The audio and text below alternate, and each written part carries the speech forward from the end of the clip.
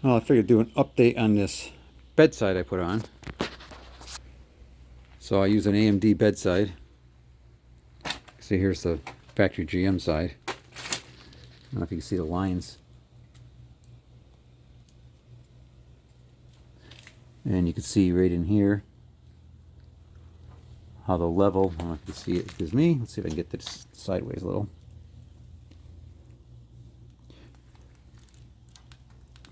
Anyways, that's just really flush. This side, not so much. I don't know if you can see it. Let's see if I can turn it this way. You can see right here, it's a little out here and quite a bit out here. So I'm going to actually have to cut the jamb inside and weld that back together to get that right. And in here, you can see there's a spot weld in here. I don't know if the GM one had a spot weld there. Not really sure. Either way, there's that spot weld showing.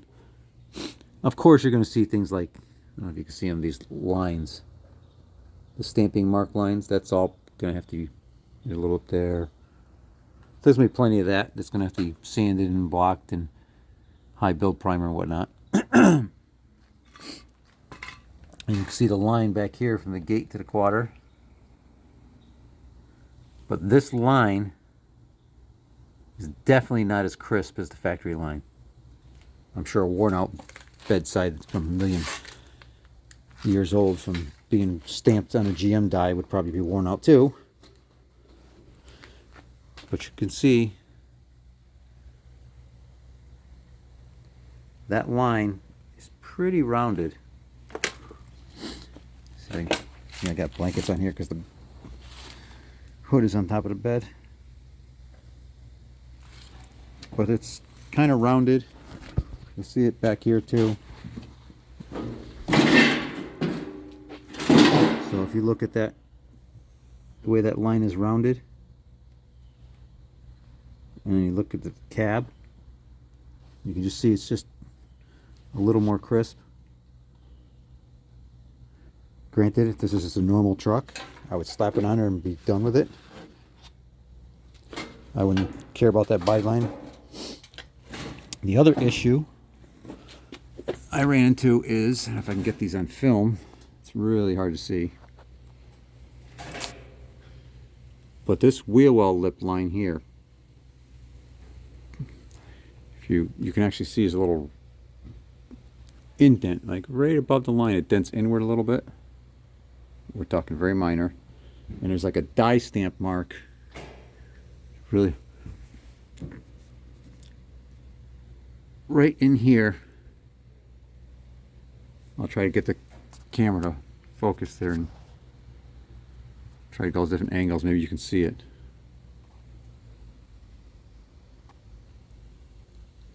Let's try here. Probably can see it right there. And it does the same thing on the back side. Not quite as bad though. Keep in mind I'm nitpicking this. The little gap in the wheel well right here. You can see that. It's a little bigger than the factory one. The factory one only had probably that much of a gap.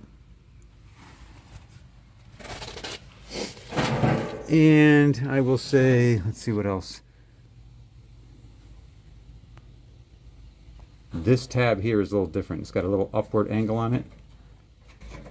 The other one was a little thicker and didn't have an angle.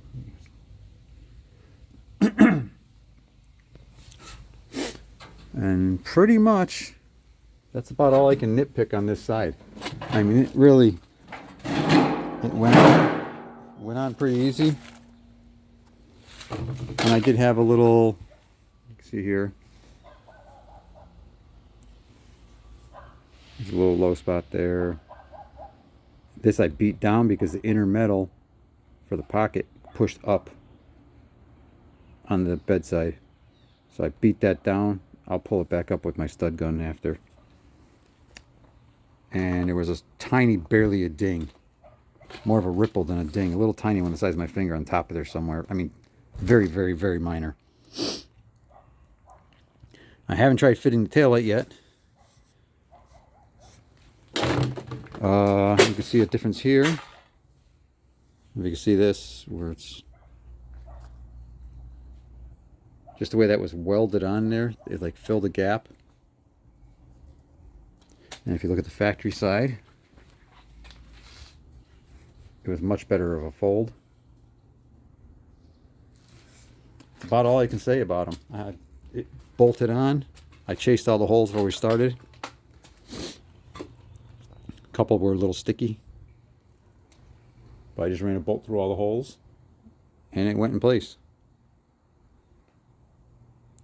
Can't really complain about that. It's a pretty good fit. In the springtime, I'll body work it, take care of any little weird marks. Again, these marks I'm pointing out are so minor.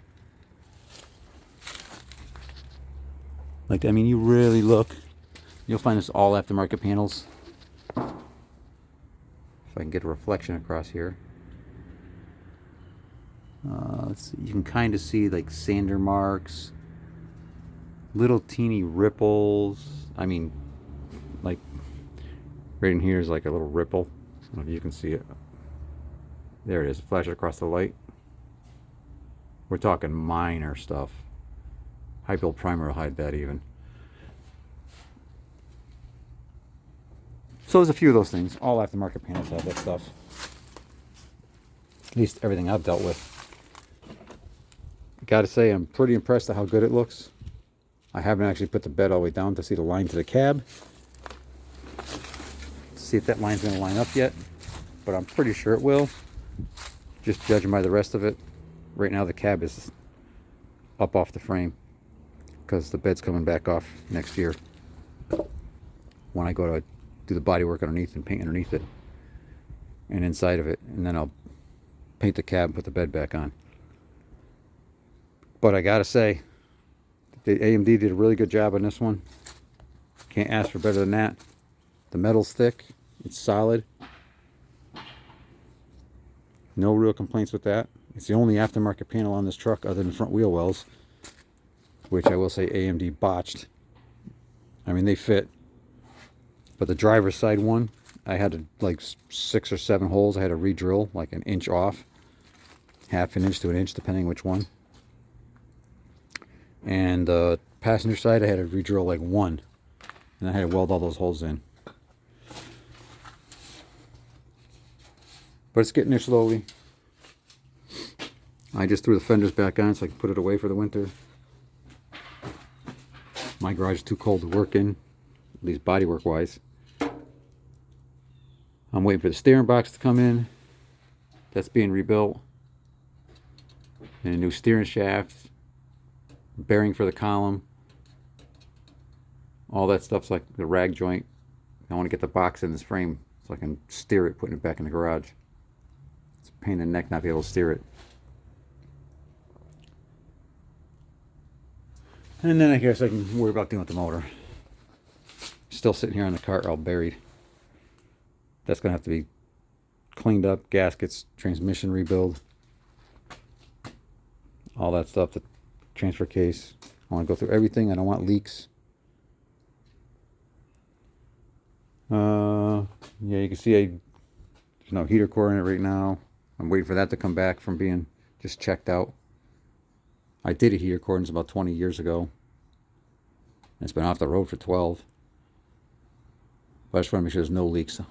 I want to keep the copper one in there, not these aluminum ones. And the heater box has all been rebuilt. What else we got going on? Nothing much. Kind of haven't playing with work stuff lately instead of working on my own stuff. Well, yeah, there we go. Hopefully soon enough I'll get to the other drivetrain stuff. Can't put the nose on until the drivetrain's in. Can't put the nose on until the cab is painted. And I can't put the drivetrain in until the cab is painted. So I'm not overly worried about the drivetrain. I just assume get this cab painted in the spring. have the drivetrain ready for then. And as soon as I paint it, I can slip it in. And then start assembling everything. We'll see how that goes. It always costs money, and that's something I don't have a lot of. I mean, I spend everything I make pretty much on this truck. It isn't much. There's the top still off of it. Anyway, there's our update for now.